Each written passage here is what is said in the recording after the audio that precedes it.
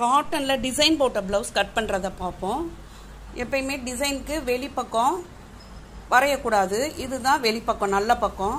உள் பக்கத்துல தான் வரையணும். டிசைன் நம்ம துணியை திருப்பி போட்டுக்கிடுவோம். திருப்பி போட்டுட்டு இப்போ அகலத துணியோட அகலத்தை பார்ப்போம். மார்பு சுற்றளவு 9.75 வருது. 1.5 இன்ச்சு சேர்த்து 11.25. 11.25 இந்த வாக்கில் வரணும்.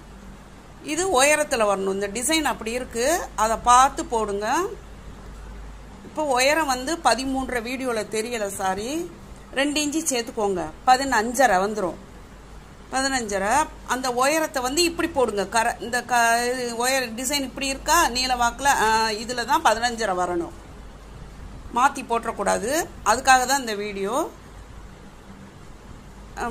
போட்டு 15.5 எடுத்து மார்க் பண்ணிக்கோங்க. மார்க் பண்ணிவிட்டு நம்ம சட்டையை வச்சு பின்பக்கம் எப்படி வரைகிறதுன்னு பார்ப்போம்.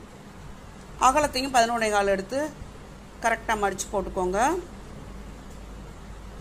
அளவு சட்டையை 4ஆக மடித்து ஷோல்டர் ஒட்டி வைக்கக்கூடாது, இறக்கி தான் வைக்கணும். எவ்வளோ ஸ்டிச் பண்ணுவோமோ கிராஸாக வெட்டியிருக்காங்க, அது நமக்கு வச்சு வரையும் போது தெரியுது.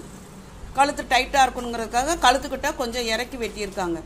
கழுத்து அகலம் கரெக்டாக குறிக்கணும், ஏன்னா இது பைப்பிங். ஹெம்மிங்னா தான் தள்ளி குறிக்கணும்.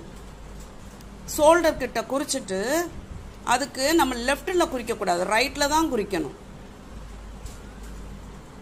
கழுத்து உயரமும் கரெக்டாக உள்ளேயும் போகக்கூடாது, வெளியவும் வரக்கூடாது.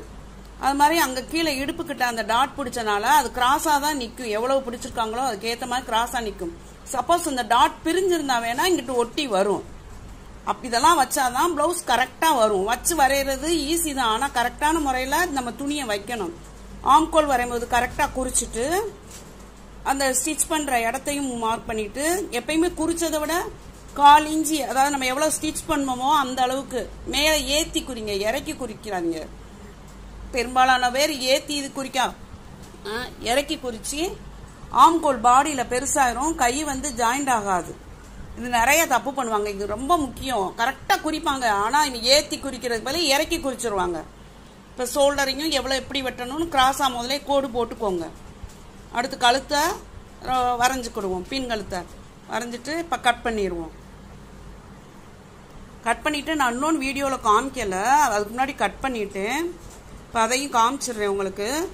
இந்த குறிச்சதுலேருந்து இது அளந்தோம்னா 9.25 வரும். அது அளவு சட்டையில் இருந்தது. அது நம்ம வெட்டுறதுக்கு முன்னாடியே இப்படி வச்சு பார்த்துடணும். வச்சு 9.25 இருந்தால் சரியாக இருக்குன்னு அர்த்தம். தேங்க்யூ.